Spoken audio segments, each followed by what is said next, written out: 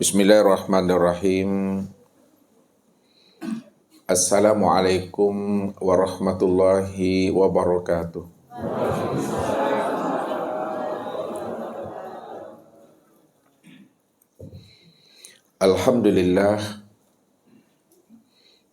Alhamdulillahilladzi nawwir qulubana binuri ma'rifati wal yakin wa adkhilna ma'al awliya'i was solihin.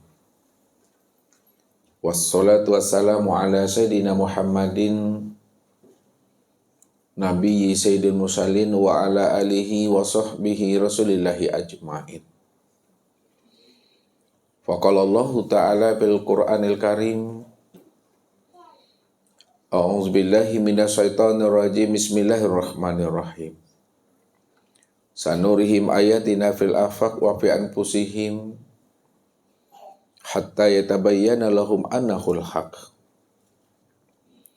Wa fil ardi ayatul lil muqinin wa fi anfusikum afala tubsirun. Awalam yatafakkaru fi anfusihim bali insanu ala nafsihi basyira. Sadaqallahul azim.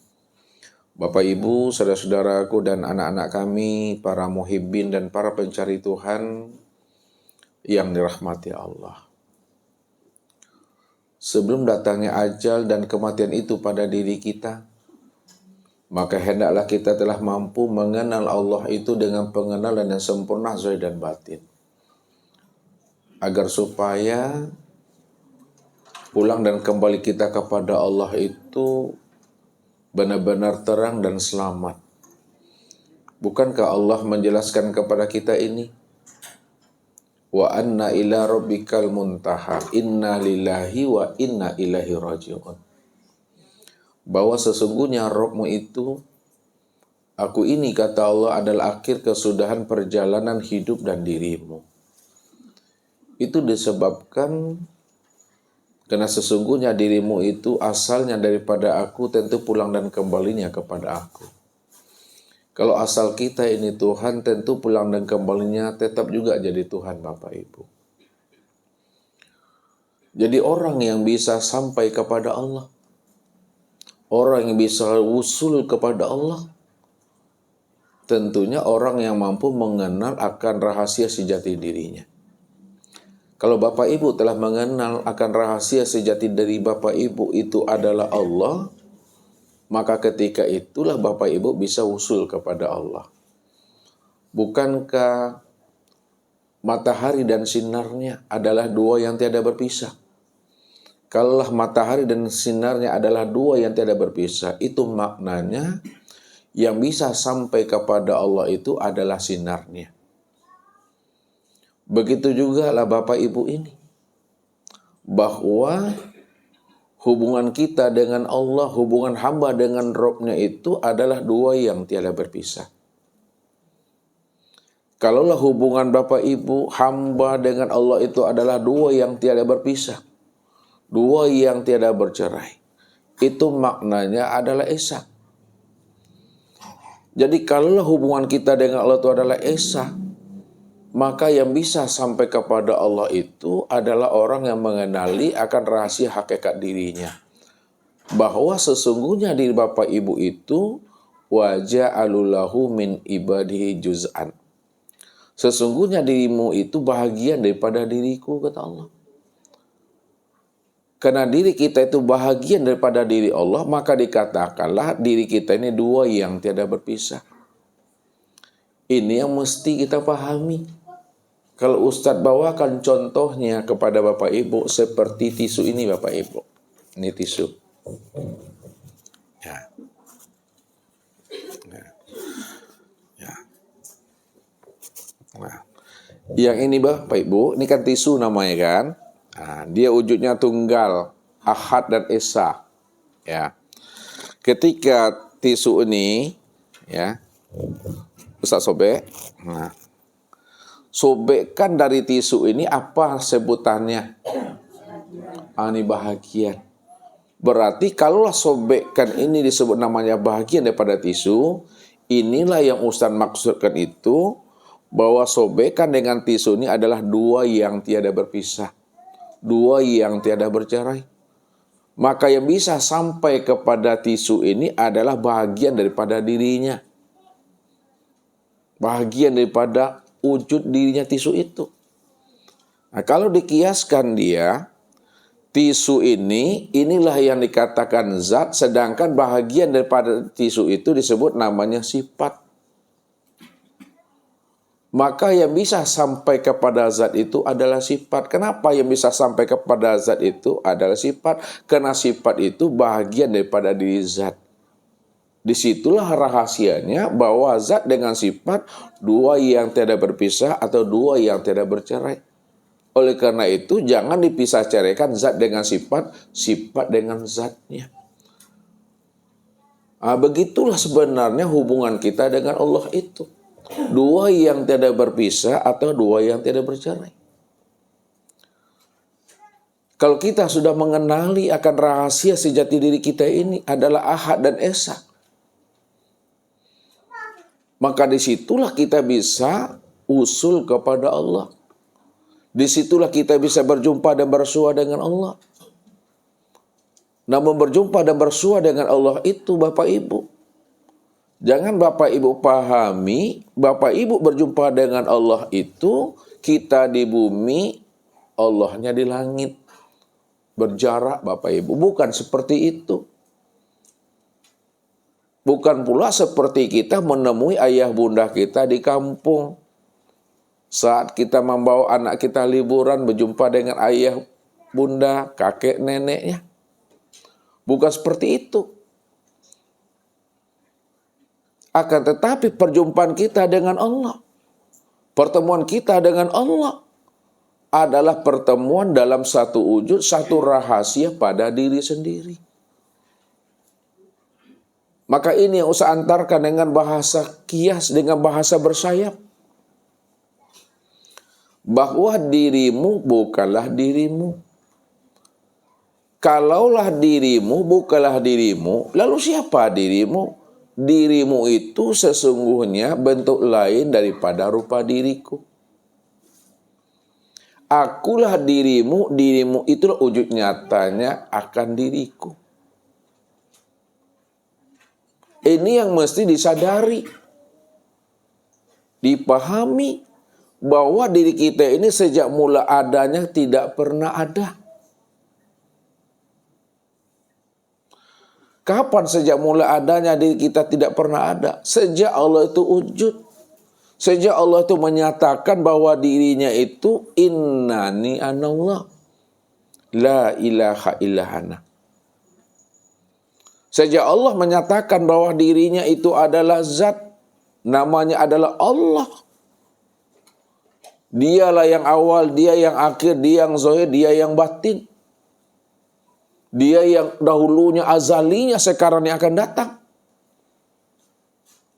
Itu artinya bahwa tidak ada yang wujud dan tidak ada yang nyata. Dahulu, sekarang yang akan datang, awal, akhir, zahir, dan batin. Illa ana. Maka sesungguhnya yang awal, yang akhir, yang zahir, dan yang batin, yang dahulunya, sekarang yang akan datang, yang wujud dan yang nyata itu adalah aku semata-mata, kata Allah. Begitulah kita mesti memahami.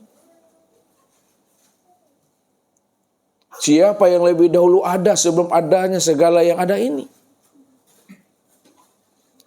Yang lebih dahulu ada dari segala yang ada ini. Itu adalah Allah Azza wa Jalla.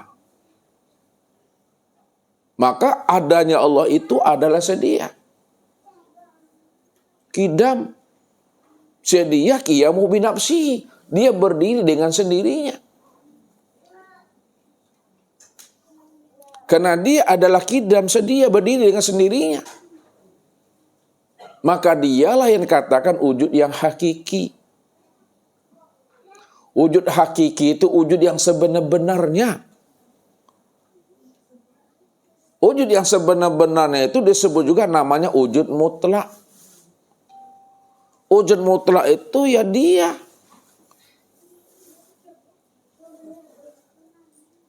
Karena tidak ada yang awal, melainkan yang awal itu dia. Tidak ada yang akhir, melainkan yang akhir itu dia. Tidak ada yang zahir dan yang batin, melainkan yang zahir dan yang batin itu hanya dia. Pahamnya, dia tiada awal, tiada akhir, tiada zahir dan tiada batin.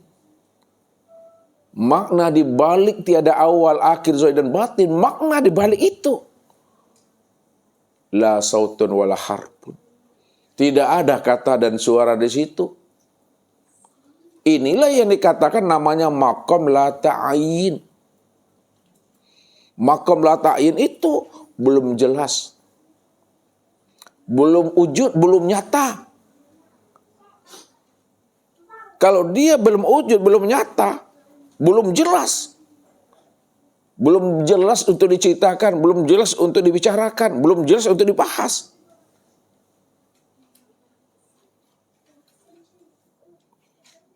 Disitulah rahasianya itu, dirinya tidak pernah bisa dijangkau dengan kata-kata dan bahasa. Karena dia cuma yang ada semata-mata. Tapi dirinya nyata. Sama Ustaz katakan sama Bapak Ibu. Di gelas tadi. Ya, ini air Bapak Ibu dalamnya kan. Nah, ini Ustaz menghantarkan paham dulu. Lalu Ustaz tuangkan ke sini. Pertanyaannya, adakah air lagi yang ada dalam gelas ini? Tidak ada. Kalau tidak ada, kosongnya ada atau tidak? Yang kosong itu yang sebenar ada. Dia nyata, dia jelas.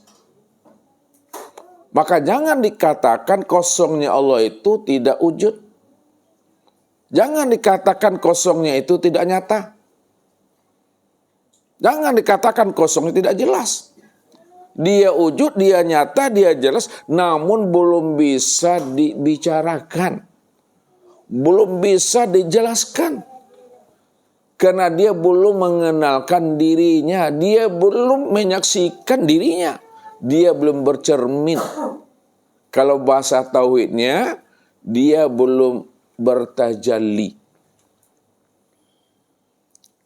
Kalau dia belum bertajalli, belum mewujudkan dirinya, disitulah dia berdiri dengan sendirinya. Qiyamuhu binafsihi itu di situ makomnya. Tak bisa disentuh dengan apa-apa. Karena dia berdiri dengan sendirinya, tidak bisa disentuh dengan kata-kata dan bahasa, maka dikatakan la ta'in di situ. Kosong dalam ketiadaan. Tiada dalam kehampaan. Tak bisa dijangkau dengan akal pikir. Ini yang Allah katakan. Hal ata alal insan hinu minad dahri lam yakun say'an mazkura. Telah datang kepada manusia satu masa dari waktu yang tidak pernah bisa disebut. Apa yang bisa disebut Bapak Ibu? Sesuatu itu bisa disebut. Sesuatu itu bisa dibicarakan. Apabila telah ada ruang dan waktu. Telah ada masa, telah ada ruang, telah ada waktu. Baru bisa dijelaskan dan diceritakan. Berarti dia telah wujud. Ini masa belum ada, waktu belum ada, ruang belum ada. Hanya dia semata-mata yang ada. Kata-kata hanya dia semata-mata yang ada juga belum ada. Lalu untuk menjelaskan dirinya yang dia itu, maka dimunculkanlah suatu pemahaman oleh orang-orang kasab. Makom dia itu yang disebut namanya makom la sautun wala harpun. Nah, bahasa kerennya itu makom ghaibul ghuyub namanya. Ghaibul ghuyub. Makom ghaibul ghuyub itu. Itu yang katakan makom kuni bil kuni. Zatul bihal, zatul bahdi, zatul bukti, wujud hakiki, wujud mutlak. Semua kalimat-kalimat yang usah antarkan itu untuk menjelaskan akan dirinya yang tidak pernah bisa disebut. Namun dia ada. Namun dia nyata.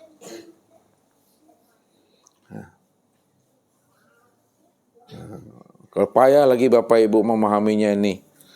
Nih, lihat nih. Ini ada atau tidak nih? Wujud atau tidak nih? Wujud ada nih. Ya, sekarang saya letak sini. Bisakah Bapak Ibu melihatnya? Bisa atau tidak? Walaupun Bapak Ibu tidak bisa melihatnya, tapi dia ada enggak? Dia nyata enggak? Dia nyata dan dia ada. Walaupun Bapak Ibu tidak bisa melihatnya. Lalu kapan Bapak Ibu bisa melihatnya? Yang wujud tadi. Apabila dia mewujudkan diri.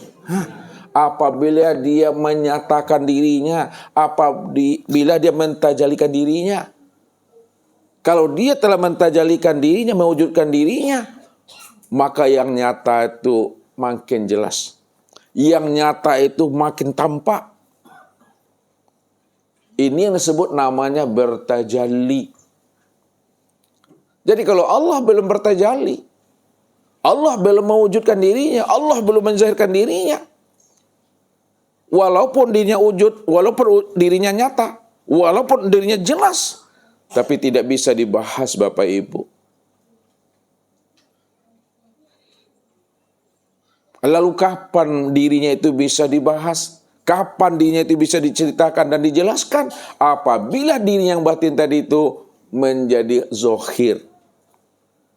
Disitulah Allah itu bernazarullah di dalam dirinya sendiri.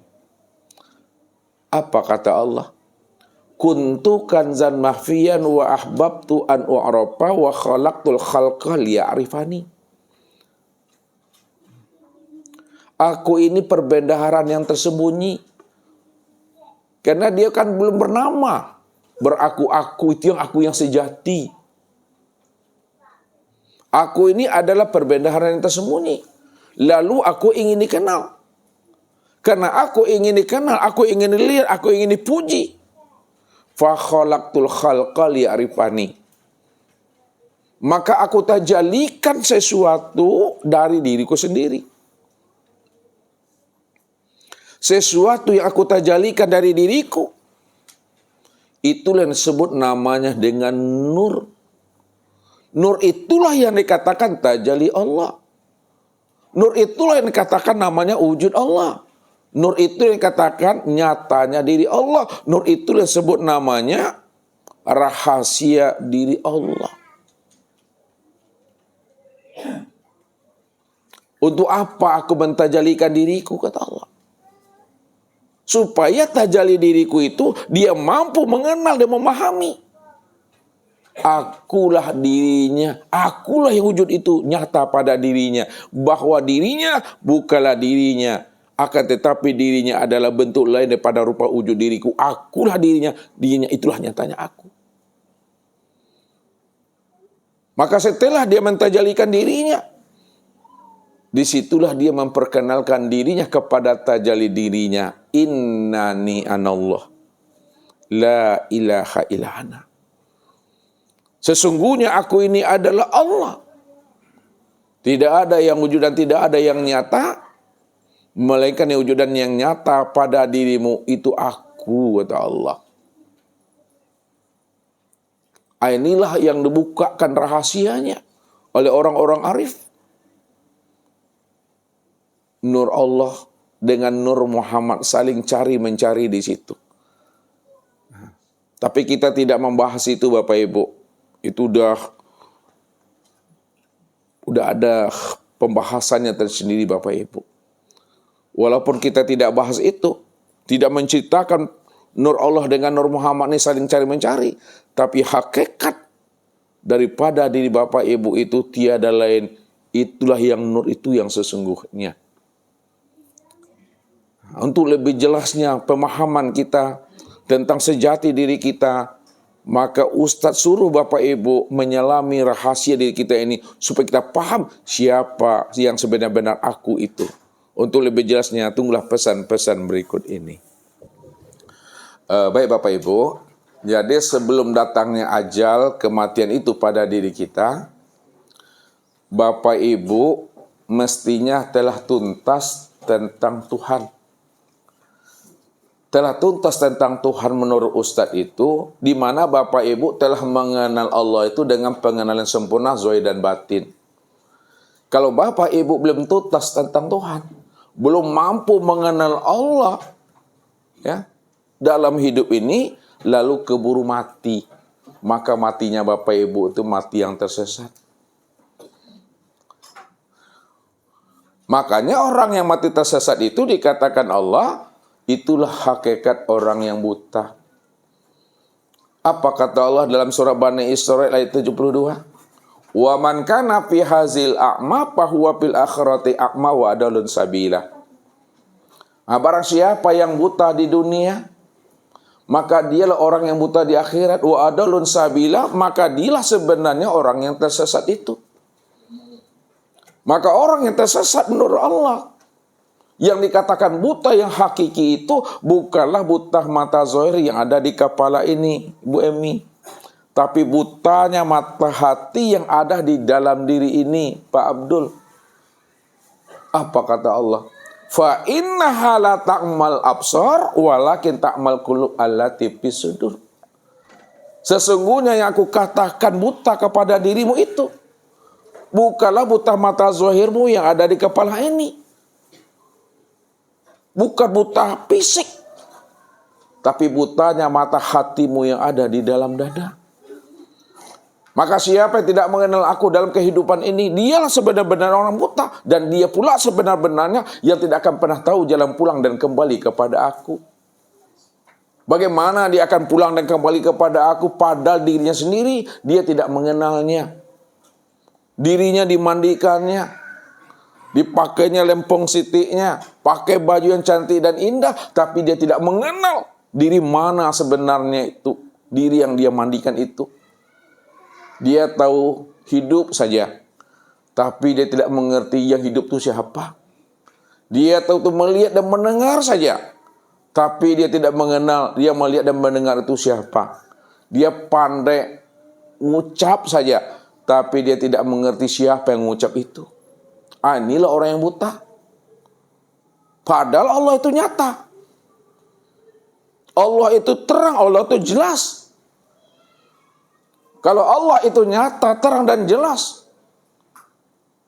Tapi kenapa kita tidak mampu memandang wujud nyata, terang dan jelasnya Allah itu?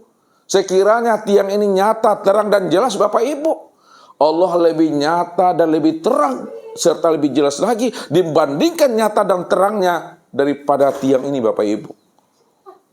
Saking terangnya Tuhan itu, saking nyatanya Tuhan itu, saking jelasnya Allah itu, maka diri Allah tidak akan pernah bisa terhijab dengan sesuatu yang wujud ini. Diri Allah tidak pernah bisa terselindung dengan diri yang wujud ini.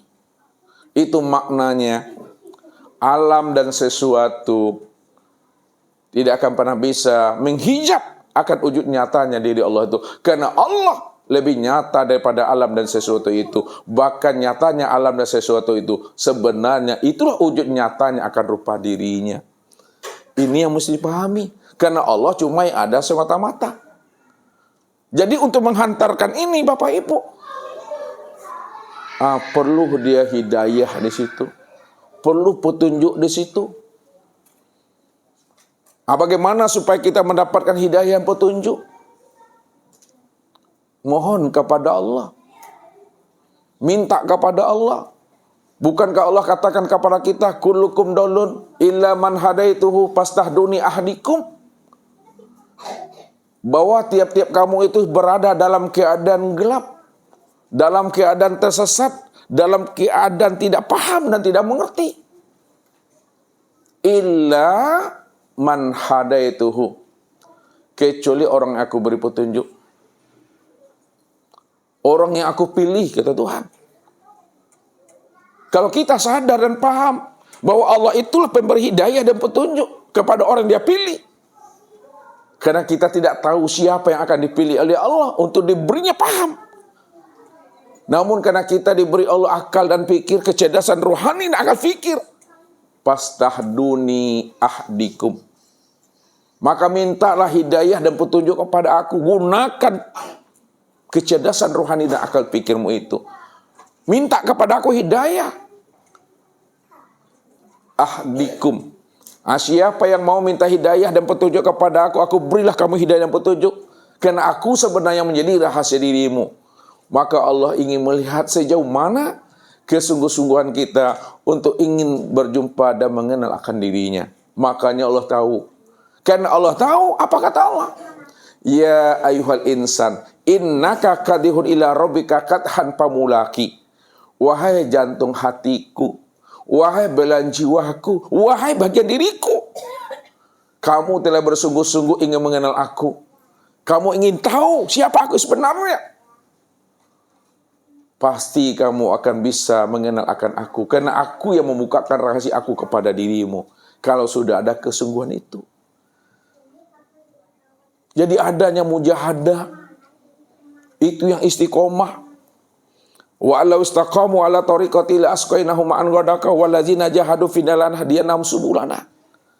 Siapa yang beristiqomah, yakin dia, percaya dia akan bisa wusul kepada Allah. Lalu dia tunjukkan kesungguh-sungguhannya untuk datang menemui Allah. Maka Allah bentangkan jalan petunjuk itu kepada diri kita. Kalau Allah sudah bentangkan jalan petunjuk kepada diri kita, maka berjalanlah kita di atas hidayah itu. Berjalanlah kita di atas petunjuk itu. Patuh kamu kepada aku, kata Allah.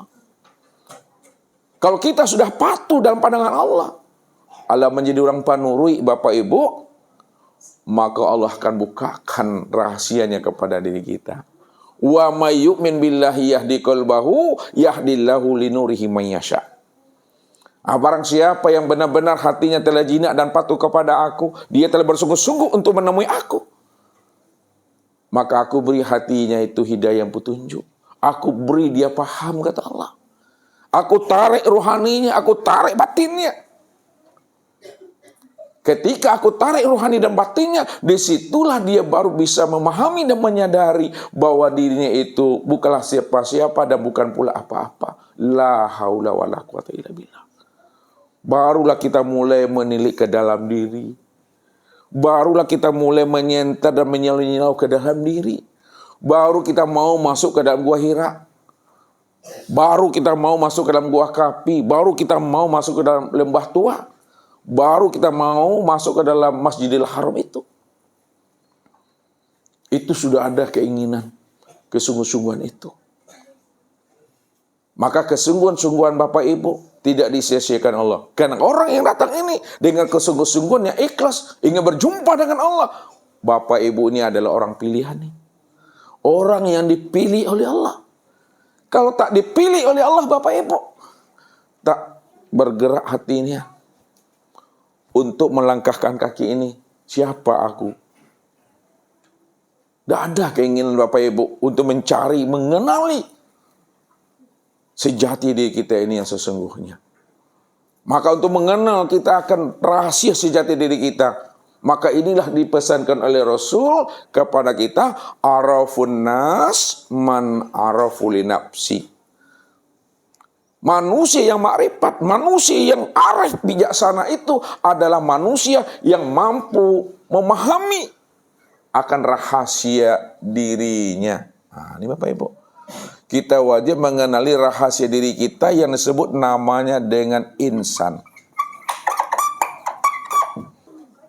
Man tolabal maula bi ghairi nafsin faqad dola dolalan ba'ida.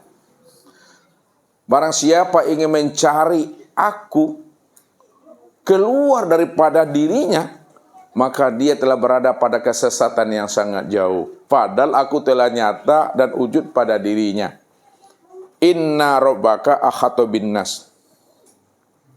Aku telah wujud, aku telah nyata pada dirimu. Dirimu itulah wujud nyatanya rupa diriku. Tapi kamu ingin mencari aku keluar daripada dirimu. Padahal dirimu itulah nyatanya diri aku. Kamu cari juga aku di luar daripada dirimu. Kamu berada pada kesesatan yang sangat jauh. Ini yang disampaikan oleh orang arifillah. Tidak susah mencari bila-bila ada di rumpun bambu. Tidak susah mencari Allah. Allah itu sudah wujud dan nyata pada batang tubuh. Kenali diri kita ini. Insan. Jadi insan ini Bapak Ibu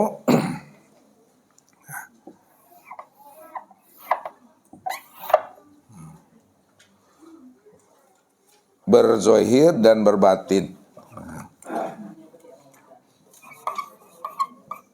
Nah, zohir dan batin.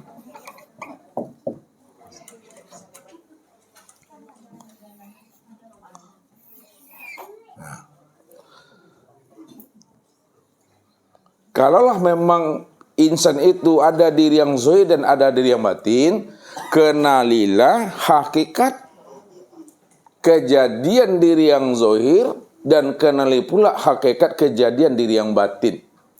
Diri yang zohir ini terdiri daripada 4 anasir Bapak Ibu. 4 anasir namanya.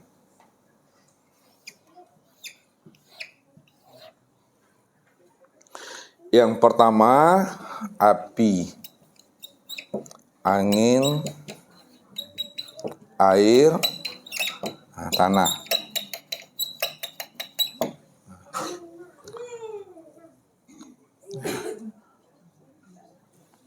Api, angin, air, dan tanah, inilah yang disebut namanya anasir yang zohir atau unsur yang zohir. Ya. Yang nyata pada batang tubuh kita ini. Ya, yang nyata pada batang tubuh, nih tubuh. Sekarang kita lihat ya. Anasir api pada diri yang zohir. Anasir api pada diri yang zohir ini ya, inilah menjadi darah pada batang tubuh Bapak Ibu itu, jadi darah. Ini disebut namanya tajalli untuk melihat atau menyaksikan sifat Allah. Yang disebut namanya dengan Al-Azim.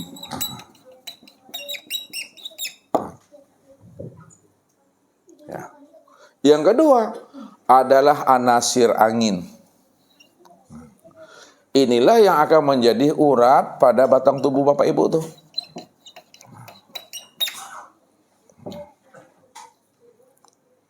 Jadi urat itu tempat memandang tajalli nyatanya sifat Allah yang bernama Al-Qawi.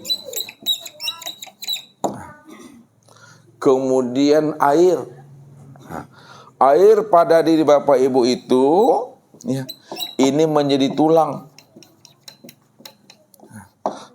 Tempat memandang tajalli sifat Allah yang bernama Al-Muhyun.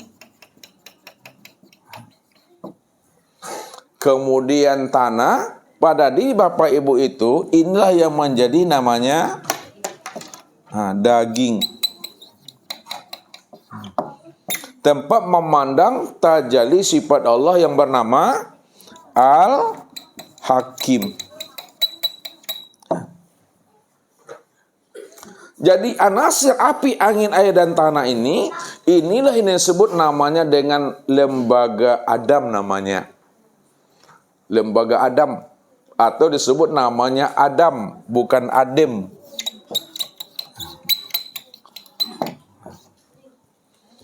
Adam. Ini yang mesti dikenali, ini yang mesti dipahami. Ditelusuri dia. Apa kata Rasul? Kalau kita ingin mengenali diri yang zahir kita ini, telusuri ke atas. Kullu syai'in yarji'u ila aslihi, tiap-tiap sesuatu yang kita bahas, sesuatu yang kita jelaskan, kembalikan dia ke muaranya, kembalikan dia kepada asalnya. Barulah Bapak Ibu sampai kepada satu titik tentang rahasia daripada tubuh yang zahir ini. Kita pulangkan. Asal tanah daripada air. Asal air daripada angin. Asal angin daripada api. Asal api itu berasal daripada nur. Ya, Nur Muhammad. Ya. Kalaulah asal tanah, air, angin, api adalah Nur Muhammad, maka tubuh yang zahir ini yang disebut namanya lembaga Adam atau tubuh A'yan Khorjiyah atau Adam sebutannya, ini adalah Nur Muhammad.